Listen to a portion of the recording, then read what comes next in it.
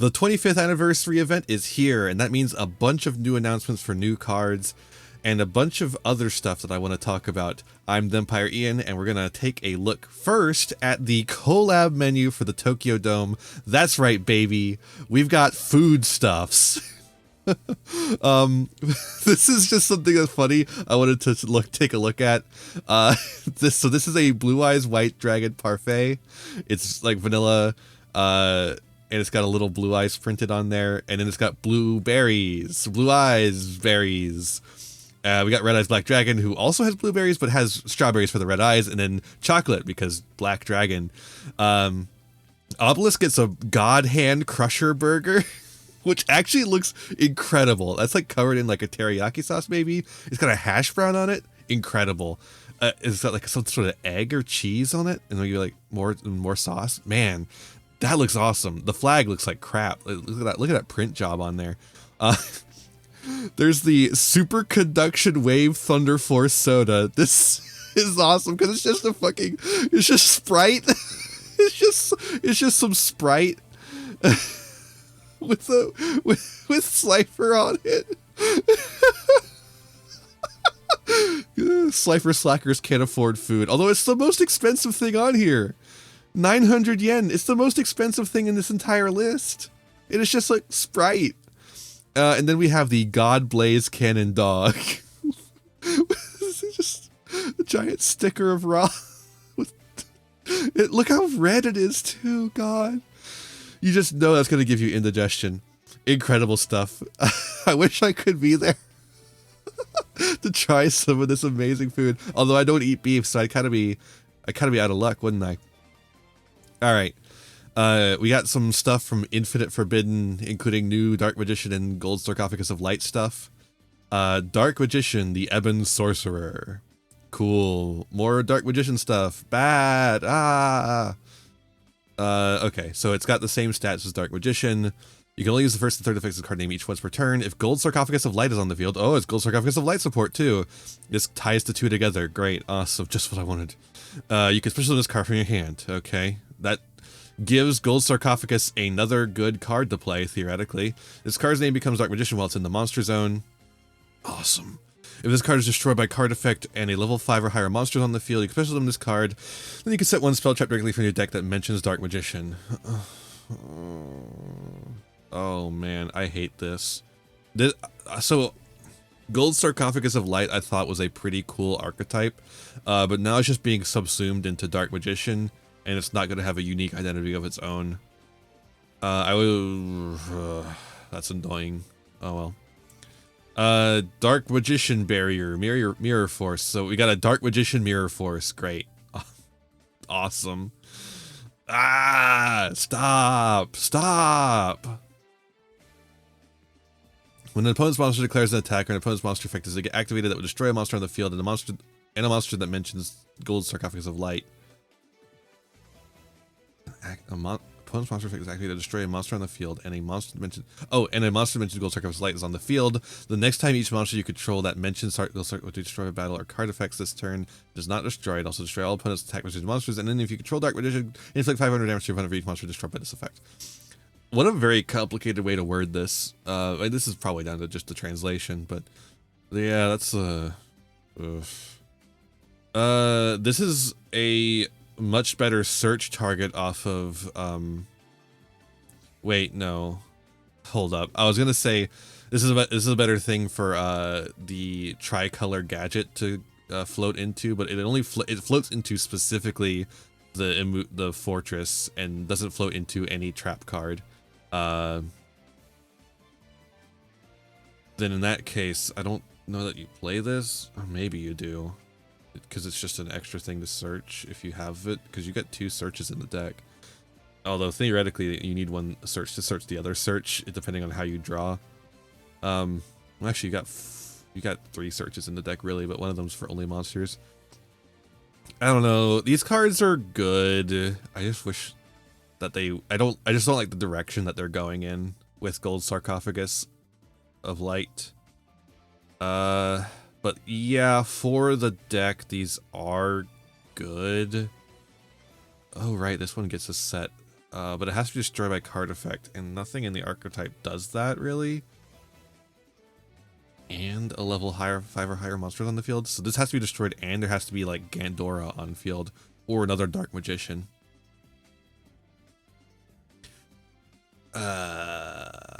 Also, wait, does this not? This doesn't mention Dark. Wait, nope. If you control Dark Magician, yep, this does mention Dark Magician.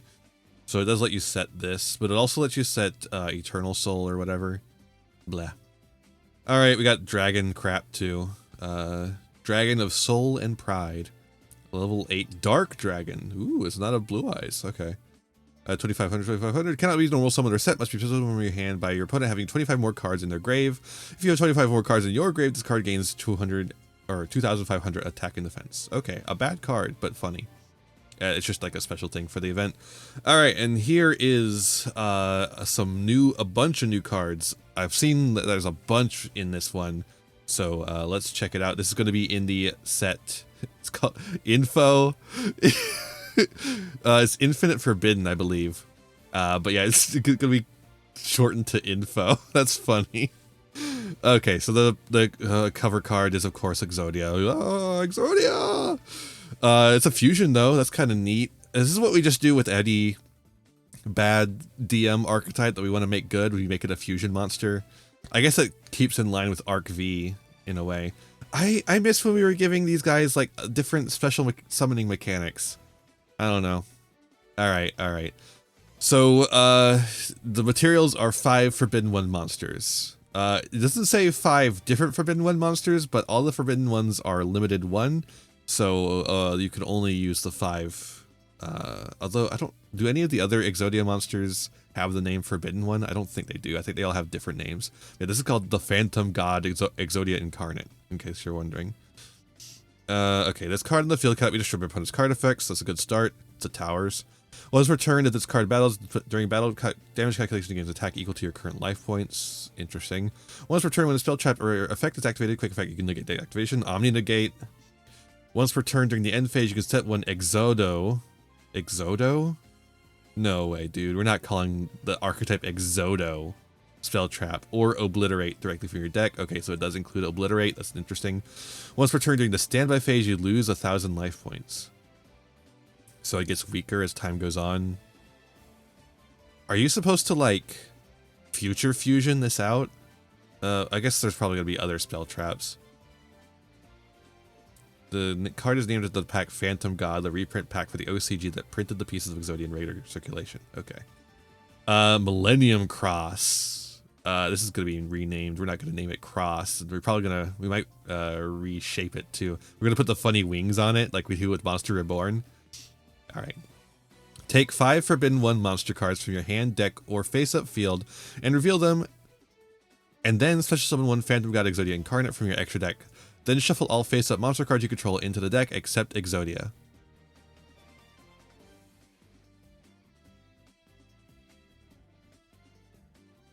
Does this become Exodia on the field? No. Oh, Exodia monster cards whose original level is 10 or higher, and Millennium monster cards. Millennium. There's a few of those. I don't know them off the top of my head though. Also, you cannot summon monsters for the rest of this turn, but you can normal set. After activation, shuffle this card into the deck instead of sending it to the grave. So this is something you're going to have to activate at the end of your turn. This is interesting. Oh my god, look, there's a bunch of cards here. A new theme here is based off of Simon's cards in the video game and actions in the final arc of the manga. Interesting. The caveman that awoke after a millennium. That's getting a new name for sure. Level 8 Earth Beast Warrior effect monster with 2,750 attack. You can only use the first and second effects of this card's name once per turn. This card is in your hand. You can place it in your place it face up in your spell zone as a continuous spell. As this card is a continuous spell, you can pay 2,000 life points or reveal one Millennium Cross in your hand. Special summon this card, and you can add a Millennium monster or a Sengenjin from your deck to your hand. Cannot be destroyed by monster effects. Okay. This doesn't seem very good.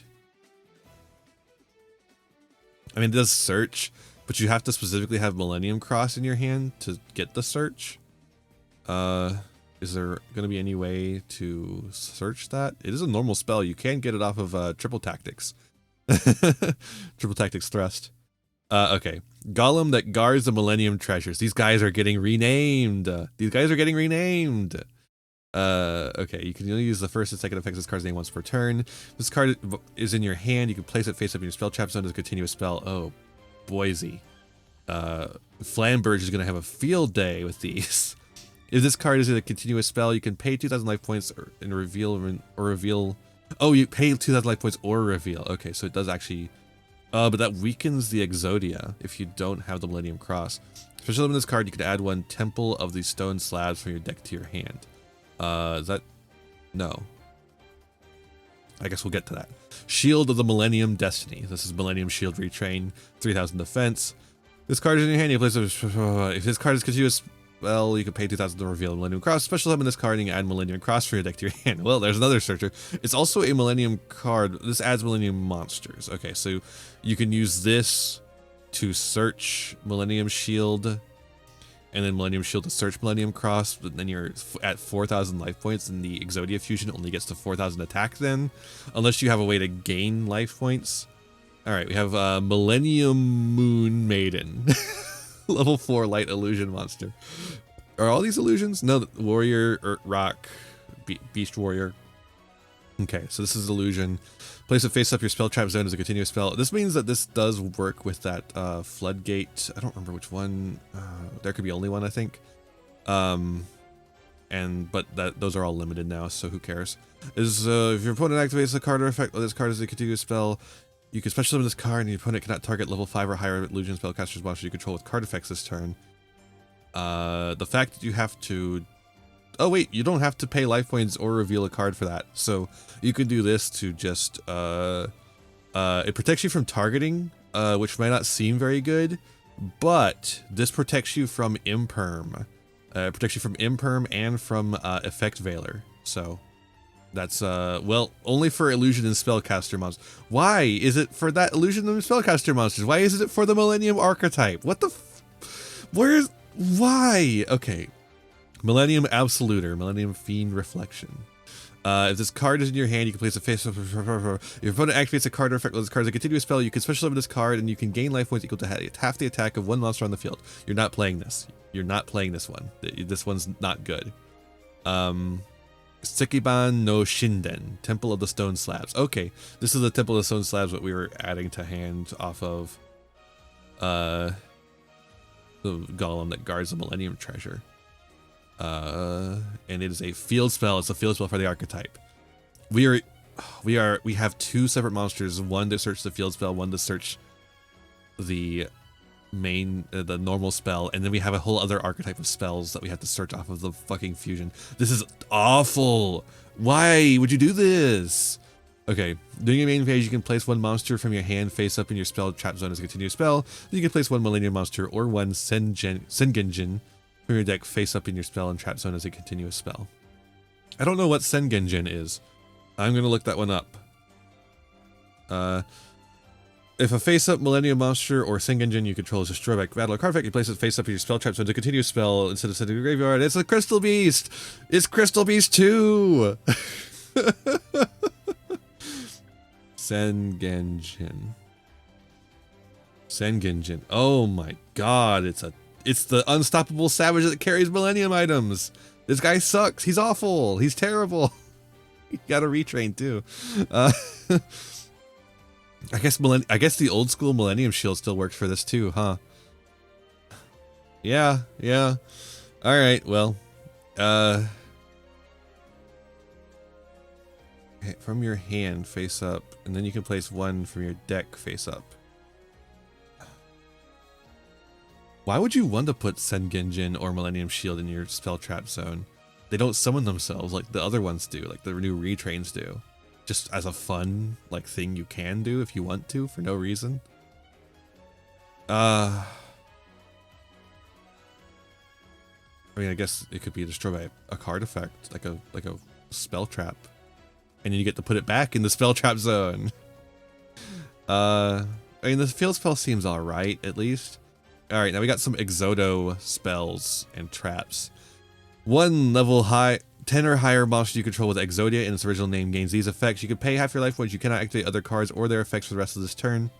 Also destroy as many cards in the spell trap zone as possible. Then equip Forbidden One monsters from your hand or deck to discard as equip spells and give it 2,000 attack.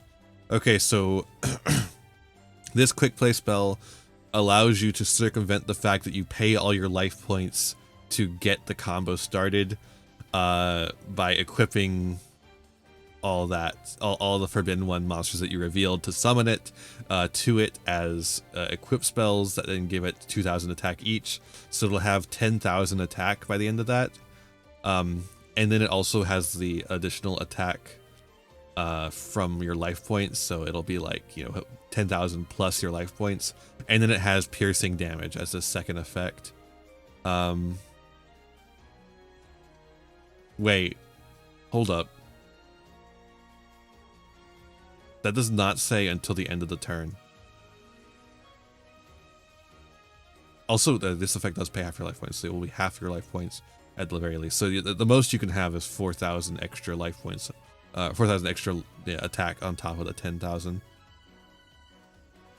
But also, yeah, hold up, what? Huh? But it doesn't. I guess that's fine because the equip spells weren't going to go away anyways, and the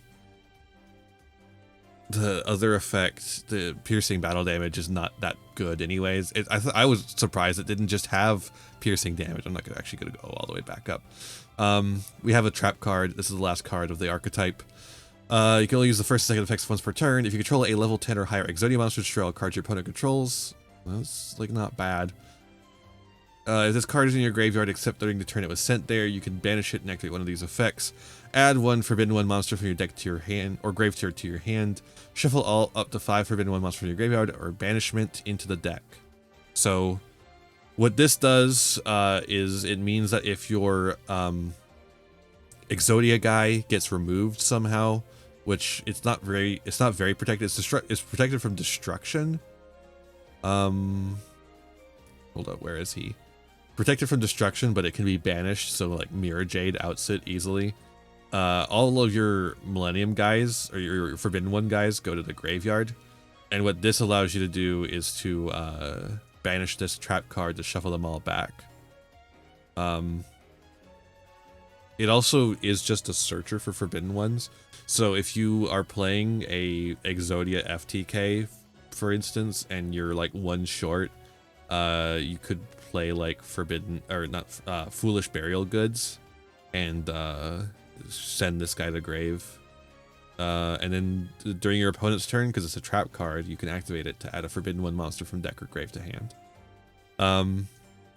This makes Exodia FTKs a lot easier, because now you have an even easier way to get them from grave to hand, or from deck to hand, theoretically, if you need.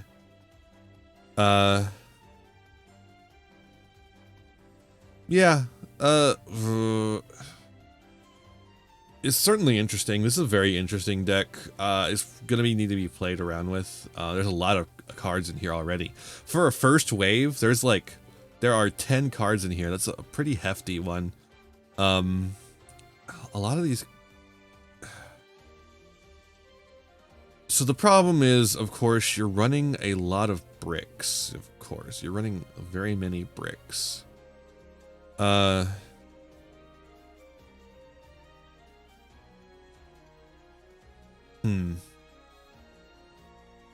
running a lot of bricks, but it's got a lot of consistency.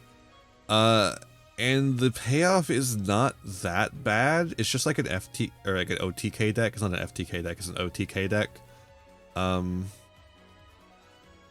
It's very monkey beat. You're not going to be thinking too hard when you're playing this deck. It's very simple. This is the kind of deck that you could get a Yugi Boomer to play, I think. Like it's got a lot of searches in it, which is gonna make them very mad when they get Ash Blossomed. But other than that, what is this one?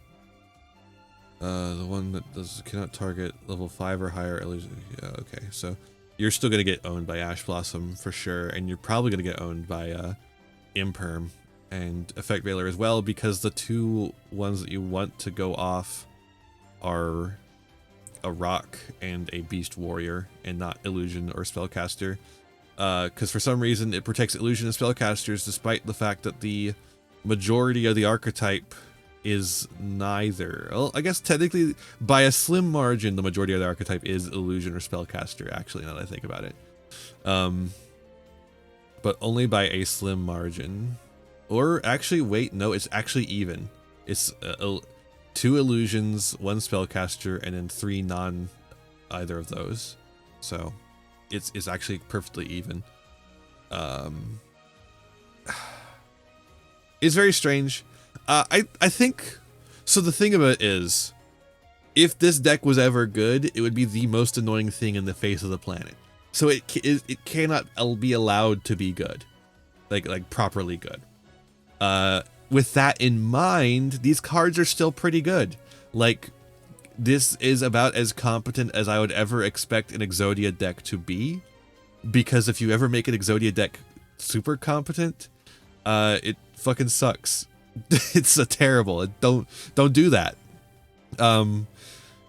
It also like it's like the 5th time that Exodia has been recontextualized to not be an OTK or FTK rather, and this time it's an OTK instead of an FTK. And I think that's really the way to build these kind of decks with Exodia, like to build Exodia support. If you want to make Exodia into a deck instead of a win condition, this is the way to do it, because if you make it into a deck that is expected to be consistent, it's unfun. It's just awful. You're just gonna have to ban the cards. Like, as soon as you print them, you're gonna have to ban them. So with all that in mind, like, this is about all you could expect from that, right? Like, it's consistent. It's a funny OTK deck. It's got some decent stuff going on with it, like with the targeting protection, which I think is better than like an individual targeting negate. Like, the Gate Guardians combined negates 3 targeting effects, but this just stops all targeting effects at all for the rest of the turn. I think that's just better in this kind of, like, for this kind of thing, especially for an OTK deck where you're expecting to end the turn in 1 turn. Like, if your opponent doesn't win, like doesn't stop you in that second turn, you've won the game, you know, that kind of thing. Yeah, that's pretty much all I have to say about it, really. It's funny. I like all the references are great. Lots of cool cards in here. Millennium Shield, Fiend Reflector, I believe that's what this guy's name. This guy's name, Sengenjin, the Golem guy, and they're all based on different cards. I like that it searches Obliterate. I think Obliterate's a really cool card for the archetype that gives them an Omni Negate, and you know, Big Exodia here also has an Omni Negate on him as well. Yeah, no, I think these are neat. Just, you know, call me a Yugi boomer or whatever, but I think these are neat. Not playable, and they never should be playable, but they're neat. But yeah, thank you so much for watching. Let me know down in the comments below what you think of these cards or the new Gold Sarcophagus of Light cards, and I'll see ya in the next one. Bye. Hey there, thanks for watching another video. Why don't you give it a like, share it around, subscribe to the channel, and ring the bell for notifications. You know, the YouTube stuff. You can also follow me on Twitch and Twitter for more content. I got content plenty for ya. You can also support the channel by giving me money. You have a Patreon. If you join the Patreon, you can show up in the credits over here. I would really appreciate that. You can also use my TCG Player affiliate link to get any single, sealed product, or accessories that you want, all to supporting the channel at the same time. That's all for this one, and I'll see you in the next one. Be kind to yourselves, be kind to others, and have a wonderful rest of whatever time it is for you. Bye now!